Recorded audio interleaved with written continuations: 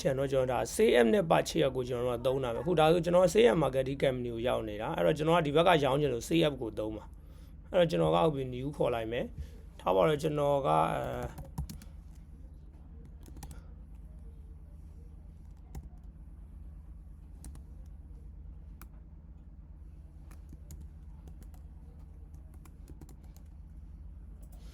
ဒီမှာဆိုရင်အဲ့တော့ new Asia ထားပါတော့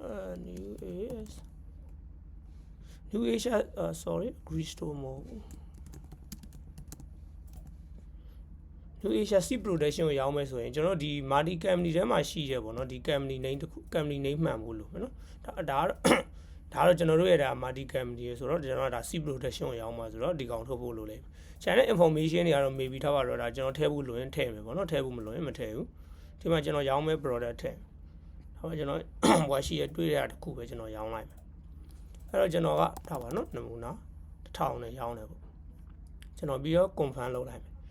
ကျွန်တော်ဒီဘက်ကနေ confirm လုပ်လိုက်ပြီဆိုတာနဲ့ဒီ C production ရဲ့ဒါ purchase ဘက်မှာ auto ပေါ်သွားလိမ့်မယ်เนาะဒီ transition က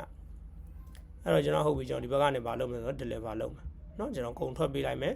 ပြီးရင်ဒီဘက်ကနေကျွန်တော်မလုပ်မယ်ဆိုတော့ invoice ဖွင့်မယ်ဒီ browser လေးပေါ့เนาะဒီ browser လေးဒါကျွန်တော်တို့နောက်ပိုင်းကျမှဒီရရန်ရှိပေးရန်ရှိတွေကကျွန်တော်တို့ကဒါ Marty Company နဲ့ဒါ reconcile လုပ်ပြီးချိန်ချေပေါ့เนาะကာရန်ကောင်းတဲ့ချိန်ချေပေါ့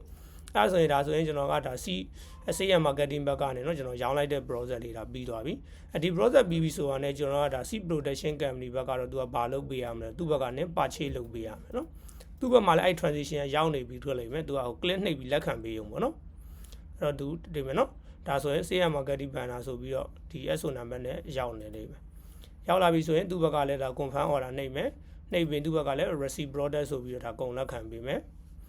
သူ့ဘက်ကတော့ဗာဆက်လုပ်မယ်ဆိုတော့ create base ဆိုပြီး base ထပ်ဖွင့်ပေးလိုက်မယ်နော် confirm နှိပ်လိုက်မယ်နော်ဒါဆိုလို့ရှိရင်เนาะဒါကျွန်တော်ဒါ enter purchase process လေးပြီးသွားပြီပေါ့နော်